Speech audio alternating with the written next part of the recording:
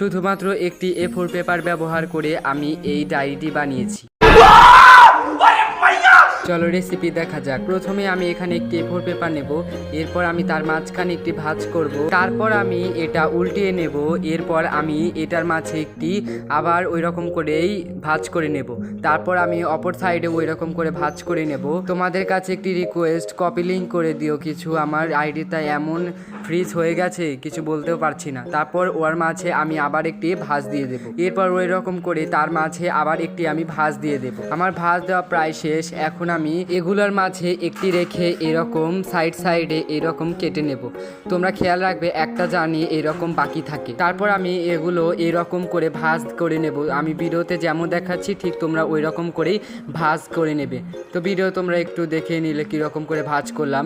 এরপর আমি এর মাঝে এরকম ফেভিকল আঠা দিয়ে আমি তার ওপর সাইডে এরকম আঠা